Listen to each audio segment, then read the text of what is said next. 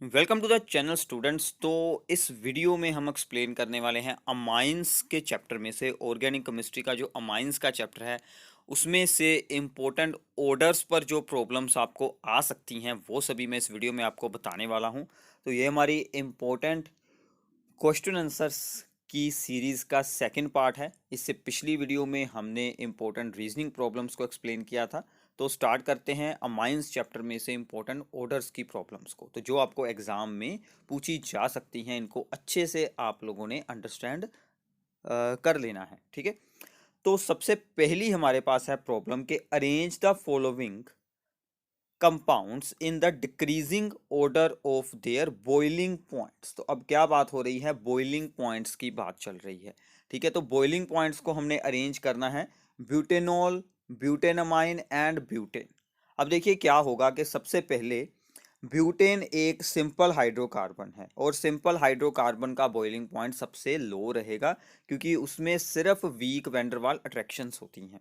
ठीक है, फिर आगे अमाइंस और अल्कोहल्स। अमाइंस और अल्कोहल्स में से अल्कोहल का बॉइलिंग पॉइंट हायर रहेगा क्योंकि अल्कोहल में जुड़ा होता है OH ग्रुप और अमाइंस में जुड़ा होता है NH2 ग्रुप। ठीक है, अब OH ग्रुप में ऑक्सीजन की इलेक्ट्रो नेगेटिविटी हायर होने के कारण वो मोर पोलर बॉन्ड बना देगा, जिसके कारण के वो स्ट्रॉन्ग हाइड्रोजन बॉन्ड बनाएगा। तो मतलब सिंपल सा आंसर है कि alcohols form the strong hydrogen bonds than the amines because of the more electronegativity of the oxygen atom. तो ये इसका ऑर्डर बन जाएगा ब्यूटेनॉल, ब्यूटेनमाइन देन ब्यूटेन। ठीक है, तो सिंपल है। ओके, अभी तो आगे चलते हैं सेकंड प्रॉब्लम पर। दैट इज यहां पर अब है हमारे पास इथेनॉइक एसिड। ठीक है, बॉइलिंग पॉइंट का ही ऑर्डर है फिर से, इथेनॉइक एसिड, इथेनमाइन एंड इथेनॉल। ठीक है, अब देखिए इथेनॉइक एसिड आएगा सबसे आगे। ठीक है, इथेनॉइक एसिड सबसे आगे, फिर आएगी अल्कोहल, फिर आएगा इथेनमाइन। अब इसका रीजन, अब देखिए अमाइन और अल्कोहल तो मैंने ऑलरेडी आपको ऊपर बता दिया कि ऑक्सीजन की इलेक्ट्रो नेगेटिविटी हायर होने के कारण अल्कोहल्स का बॉइलिंग पॉइंट अमाइन से हायर होता है क्योंकि वो स्ट्रॉन्ग हाइड्रोजन बॉन्ड बना लेता है। अब जो भी कार्बोक्सिलिक एसिड्स होते हैं उनमें मोर हाइड्रोजन बॉन्डिंग होती है, मतलब ज़्यादा हाइड्रोजन बॉन्ड बनते हैं देन अल्कोहल, क्योंकि दो ऑक्सीजन एटम जुड़े हैं। इसके कारण इनका बॉइलिंग पॉइंट अल्कोहल से भी हायर हो जाएगा क्योंकि इनमें एक्सटेंसिव हाइड्रोजन बॉन्डिंग। आप लोग ये एक्सप्लेन कर सकते हैं कि there are more hydrogen bonds in the carboxylic acids than the alcohols, therefore its boiling point is higher than the alcohol। ठीक है, क्लियर है? तो ये आप लोगों ने ऑर्डर्स को याद रखना है। तो आगे फिर से है in the increasing order of the boiling point. अब हमारे पास है प्राइमरी, सेकेंडरी और थर्ड डिग्री अमाइंस। ठीक है, तो अब हमें अमाइंस को बॉइलिंग पॉइंट में इंक्रीज करना है, यहाँ पर अरेंज करना है। So this is the secondary mine, third degree mine and the primary mine. अब इसमें सिंपल सी बात है, बॉइलिंग पॉइंट डिपेंड करेंगे हाइड्रोजन बॉन्डिंग पर। तो हाइड्रोजन बॉन्ड डिपेंड करेंगे नंबर ऑफ हाइड्रोजन, जितने भी यहाँ पर हाइड्रोजन एटम्स होंगे। अब इसके पास दो हाइड्रोजन एटम है प्राइमरी के पास, थर्ड डिग्री के पास तो एक भी हाइड्रोजन है नहीं, और सेकेंडरी के पास ओनली वन हाइड्रोजन है। तो इसका मतलब जिसके पास ज़्यादा हाइड्रोजन होंगे उसका बॉइलिंग पॉइंट भी हायर रहेगा। सो देयरफॉर प्राइमरी के पास दो हाइड्रोजन है तो ज़्यादा बॉइलिंग पॉइंट होगा। उसके बाद आएगा सेकेंडरी। ठीक है, फिर आएगा यहाँ पर थर्ड डिग्री। तो थर्ड डिग्री का बॉइलिंग पॉइंट सबसे लो और प्राइमरी का बॉइलिंग पॉइंट रहेगा सबसे ज़्यादा यहाँ पर। ठीक है, तो रीज़न क्या है, due to the more hydrogen atoms they form the more extensive hydrogen bonding. जितने ज़्यादा हाइड्रोजन एटम उतनी ज़्यादा हाइड्रोजन बॉन्डिंग, उतना ज़्यादा बॉइलिंग पॉइंट। ठीक है, क्लियर है अभी? तो आगे चलते हैं। इसके बाद फिर से ऐसी ही सेम प्रॉब्लम है, arrange the following in the orders of the boiling points. सबसे पहले यहाँ पर एक थर्ड डिग्री माइन, फिर अल्कोहल, फिर है प्राइमरी माइन। अब देखिए थर्ड डिग्री का तो प्राइमरी माइन से लो होगा, तो इसलिए हमने सबसे पहले रख दिया यहाँ पर थर्ड डिग्री माइन, फिर हमने रख दिया प्राइमरी माइन, और अल्कोहल्स का तो माइन से हायर होता ही है, फिर हमने अल्कोहल रख दी। तो ऐसे अगर आपको एक बार अंडरस्टैंडिंग हो जाती है तो आप ऐसी कोई भी प्रॉब्लम ईजिली सोल्व हो सकती है आपसे। ठीक है, तो आगे चलते हैं। अब है तो अब है यहाँ पर arrange the following in increasing order of the solubility in water. अब देखिए सोलुबिलिटी का भी सेम कॉन्सेप्ट है। वाटर में वो चीज़ डिजोल्व होती है जो वाटर के साथ हाइड्रोजन बॉन्ड बनाए, तो सोलुबिलिटी में भी हमारा सेम रहेगा। यहाँ पर है सबसे पहले सेकेंडरी माइन, ठीक है। फिर है यहाँ पर प्राइमरी अमाइन और फिर है यहाँ पर एनिलीन यानी कि एरोमेटिक अमाइन। अब देखिए एरोमेटिक अमाइन की सोलबिलिटी जो एलिफेटिक अमाइंस होते हैं उनसे लो रहती है, तो सबसे लो हो गया aniline, this is the aniline. तो एनिलीन क्यों होती है? एक तो जो वहाँ पर एनिलीन के ऊपर एन एटम जुड़ा होता है, हाइड्रोजन एटम होता है, उसके इलेक्ट्रॉन रेजोनेंस के कारण रिंग में यूज हो जाते हैं, तो वो वीक हाइड्रोजन बॉन्ड बनाता है। आल्सो एनिलीन में एक बहुत ही बड़ा हाइड्रोफोबिक पार्ट होता है, जो एनिलीन के अगर आप लोग स्ट्रक्चर में आपको बनाकर दिखाऊं, so this is the aniline, ठीक है। तो एनिलीन का ये जो बेंजीन रिंग वाला पार्ट है, दिस इज द हाइड्रोफोबिक, मतलब ये वाटर के साथ अट्रैक्ट नहीं करेगा, इसीलिए उसकी सोलबिलिटी सबसे लो रहती है। फिर आगे आ जाएगा सेकेंडरी माइन और सबसे ज़्यादा प्राइमरी माइन, क्योंकि प्राइमरी माइन के पास दो हाइड्रोजन एटम है, तो वो ज़्यादा हाइड्रोजन बॉन्ड बना सकता है, इसलिए उसकी सोलबिलिटी भी ज़्यादा ही रहेगी। ठीक है, क्लियर है अभी? ओके, तो आगे चलते हैं। इसके बाद एक आपके लिए अनसोल्व प्रॉब्लम है, ये आप लोगों ने खुद सोल्व करनी है। इसका आंसर आप लोगों ने नीचे डिस्क्रिप्शन बॉक्स में बताना है। प्लीज़ सभी ने इसका आंसर ज़रूर बताना है, ताकि आपकी भी प्रैक्टिस हो और मुझे भी आइडिया हो कि आप लोग इस वीडियो को ध्यान से सुन रहे हैं। ठीक है, तो प्लीज़ नीचे कमेंट्स में इसका आंसर ज़रूर बताइएगा। क्लियर है? तो आगे आ जाते हैं orders of the basic strength. ठीक है, तो बेसिक स्ट्रेंथ के ऑर्डर्स हम अब यहाँ पर देखते हैं। बेसिक स्ट्रेंथ के ऑर्डर्स इन एक्वस सोल्यूशन, ये बात का ध्यान रखना कि बेसिक स्ट्रेंथ का ऑर्डर एक्वस सोल्यूशन में पूछा गया है या फिर विदाउट एक्वस सोल्यूशन यानी कि गैस फेस में पूछा गया है। तो एक्वस सोल्यूशन में ये है हमारे पास third degree amine, secondary amine और प्राइमरी माइन। ठीक है, अब देखिए एक्वस में वैसे तो आप लोग याद रख लीजिए, अगर आपको सिंपली अरेंज करना आता है तो आप लोगों ने याद रख लेना है कि अगर जुड़े हो मिथाइल अमाइन यानी कि सभी ग्रुप हो मीथेन वाले CH3 CH3 CH3, तो ऑर्डर क्या रहेगा एक्वस सोल्यूशन में 2 1 3।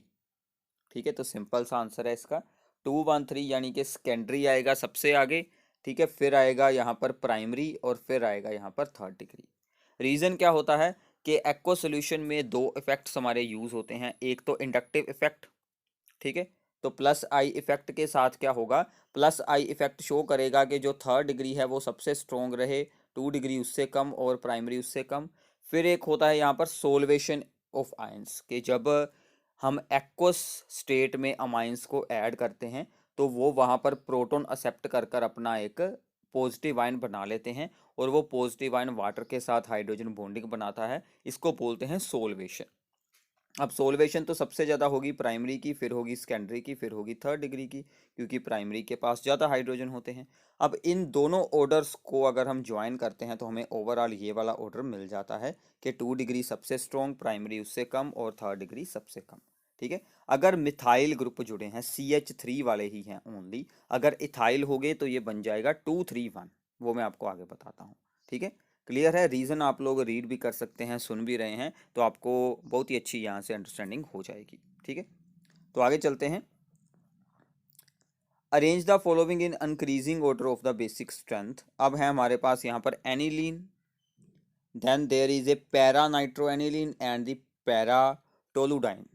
अब देखिए एनिलीन तो ये रहा, एनिलीन के साथ अगर कोई इलेक्ट्रॉन रिलीजिंग ग्रुप आ जाए, ठीक है, अगर एनिलीन के साथ कोई इलेक्ट्रॉन रिलीजिंग ग्रुप आ जाए तो वो बन जाएगा स्ट्रॉन्ग बेस।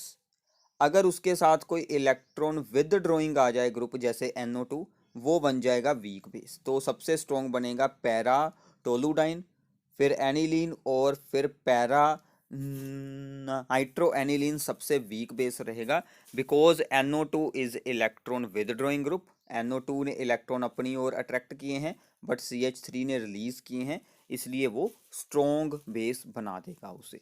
क्लियर है? तो ये आप लोग याद रख लीजिएगा। ओके, सिंपल से आंसर है इनके।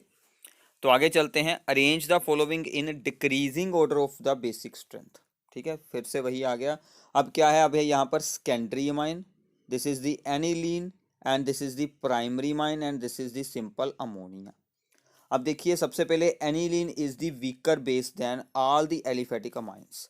तो एलिफेटिक अमाइन से वीक बेस होता है aniline due to the resonance. ठीक है, तो रेजोनेंस के कारण क्या होगा, lone pair of electrons on the n atom जो है वो बेंजीन रिंग के साथ रेजोनेंस में यूज़ हो जाता है, इसलिए वो बाहर डोनेट होना उसके लिए काफ़ी ज़्यादा यहाँ पर डिफ़िकल्ट हो जाता है, इसलिए वो वीक बेस बन जाता है।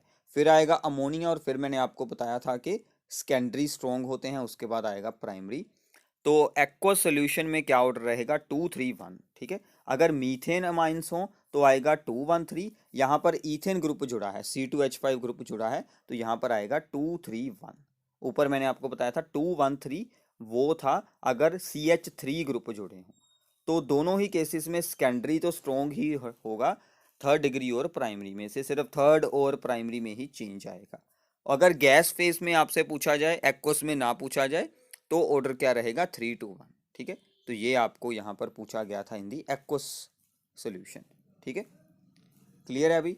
ये चाहे एक्वस में हो चाहे हो यहाँ पर गैस फेस में, दोनों में ही सेकेंडरी तो प्राइमरी से स्ट्रॉन्ग ही रहेगा, तो हमने सेकेंडरी और प्राइमरी का ही यहाँ पर ओनली कंपैरिजन किया है, ठीक है। क्लियर है अभी? तो आगे चलते हैं। इसके बाद है methanamine, N N dimethyl methanamine and N methyl methanamine. आपको ऐसे भी बता सकते हैं, मतलब फॉर्मूला आपको यहाँ पर बताया नहीं गया, उनके IUPAC नेम दिए गए हैं। IUPAC नेम से आप लोगों ने उनकी स्ट्रक्चर्स बना लेनी है। तो ये है हमारे पास सेकेंडरी माइन, ये है प्राइमरी, ये है थर्ड डिग्री। तो इन सभी के साथ मिथाइल ग्रुप जुड़े हैं, और एक्वस सोल्यूशन है, तो एक्वस में मिथाइल वाले का क्या ऑर्डर था, 2 1 3 तो 2 1 3 के अकॉर्डिंग आप इन्हें अरेंज कर दें तो सिंपल है, ठीक है। बार बार सेम प्रॉब्लम्स आ रही हैं, बट थोड़ा सा डिफिकल्ट, थोड़ा सा यहाँ पर चेंज होकर स्टेटमेंट बना देते हैं, तो आप लोगों ने एक बार अंडरस्टैंडिंग हो जाए तो कुछ भी यहाँ पर डिफिकल्ट है नहीं। क्लियर है भी, ठीक है। तो आगे चलते हैं। Range the following in decreasing order of the PKB value. अब क्या है, PKB वैल्यू है। अब ये क्या होती है PKB वैल्यू? PKB वैल्यू का मतलब होता है, KB क्या होता है, that is the dissociation constant of the base, ठीक है। और PKB क्या होती है, माइनस लॉग KB। मतलब जैसे हम सोल्व करते हैं ना pH की वैल्यू, वैसे ही PKB वैल्यू होता है माइनस लॉग ऑफ KB। इसका आप लोगों ने क्या याद रखना है कि PKB की वैल्यू जितनी ज़्यादा होगी उतना वीक बेस होगा, ऑपोजिट है, ठीक है। वीक बेस मोर PKB, स्ट्रॉन्ग बेस PKB की वैल्यू लो रहेगी, ठीक है। तो मतलब अगर आपको यहाँ पर क्या गया है, decreasing order of the PKB, मतलब हमें क्या अरेंज करना है, increasing order of the basic strength, opposite करना है, ठीक है। अब देखिए यही सेम हमें ऊपर भी पूछे गए थे। अब अगर हम इनको बेसिक स्ट्रेंथ के अकॉर्डिंग देखें तो सबसे स्ट्रॉन्ग बेस ये रहेगा, बट इसकी PKB वैल्यू सबसे छोटी रहेगी, तो इसकी PKB वैल्यू सबसे छोटी है, फिर एनिलीन की, और फिर आएगी इसकी, ठीक है। तो ये इनका decreasing order of the PKB value है, ठीक है। अगर हम इसको बेसिक स्ट्रेंथ के अकॉर्डिंग देखें तो ये सबसे स्ट्रॉन्ग बेस रहेगा, ठीक है। फिर ये आएगा, और फिर सबसे वीक ये बेस रहेगा। तो मतलब आप लोगों ने ये बात का ध्यान रखना है कि PKB वैल्यू बोला है कि बेसिक स्ट्रेंथ बोला है, दोनों में ओपोजिट काम करना है, ठीक है। यहाँ पर थोड़ी सी कंफ्यूजन हो सकती है, तो प्लीज़ इसका ध्यान रखिएगा। अगर यही हमें बेसिक स्ट्रेंथ के बारे में पूछा होता तो हम ये साइन यहाँ पर ऐसे यूज़ कर लेते, ठीक है। तो ये बात का आप लोगों ने ध्यान रखना है। क्लियर है? तो सेम ही यहाँ पर भी हमें PKB वैल्यू के बारे में पूछा गया इन दी गैसियस स्टेट। ये है प्राइमरी माइन, सेकेंडरी और थर्ड डिग्री। अब देखिए अगर इनकी बेसिक स्ट्रेंथ पूछते गैस फेस में तो क्या होती है, 3 to 1। तो हमें पूछी है PKB वैल्यू, तो हम ऑपोजिट कर देंगे, तो पहले 1 फिर 2 फिर 3, ठीक है। क्योंकि गैस फेस में सिर्फ इंडक्टिव इफेक्ट ही काम करता है, सोल्वेशन वगैरह होती नहीं, तो यहाँ पर सिंपल आ जाता है। थर्ड डिग्री सबसे स्ट्रॉन्ग बेस होता है, यानी कि उसकी PKB वैल्यू सबसे छोटी रहेगी, ठीक है। तो उसके बाद आएगा सेकेंडरी, उसके बाद आएगा प्राइमरी। क्लियर है अभी, ठीक है। तो ये प्लीज़ अपनी नोटबुक पर साथ में ही सोल्विंग करें। आपके लिए मैंने सभी प्रॉब्लम्स एक जगह पर ज्वाइन कर दी हैं, तो आप लोगों ने सोल्विंग करनी है, तो ही आपको अच्छे से अंडरस्टैंडिंग होगी। अभी आपके पास बोर्ड एग्ज़ाम्स में काफ़ी टाइम है, तो आप लोग अच्छे से इसको प्रिपेयर यहाँ पर हो सकता है। तो इसीलिए मैं ये पूरी सीरीज़ में डिफरेंट पार्ट्स में वीडियोस बना रहा हूँ, ताकि आप लोग डेली टू डेली अपना काम साथ साथ में ही करते रहें, ठीक है। तो इसके बाद है कि arrange the following in the increasing order of the PKB value. फिर से पीकेबी वैल्यू आ गया, तो अभी है यहाँ पर aniline, primary mine, secondary mine. अब देखिए सेकेंडरी सबसे स्ट्रॉन्ग होगा, यानी कि उसकी पीकेबी वैल्यू सबसे छोटी होगी। फिर आएगा प्राइमरी, और फिर सबसे वीक होगी एनिलीन, उसकी पीकेबी वैल्यू सबसे ज़्यादा रहेगी।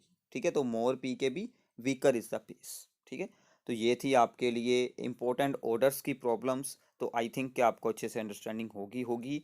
Solubility, boiling point, basic strength aliphatic की, एरोमेटिक की, हमने सभी यहाँ पर ऑर्डर्स को एक्सप्लेन हो गए हैं। तो आई थिंक कि आपको अच्छे से अंडरस्टैंडिंग हुई होगी। नीचे कमेंट बॉक्स में ज़रूर बताइएगा। चैनल को सब्सक्राइब करना है और अपने सभी फ्रेंड्स के साथ इस वीडियो को ज़रूर शेयर करना है। Thank you.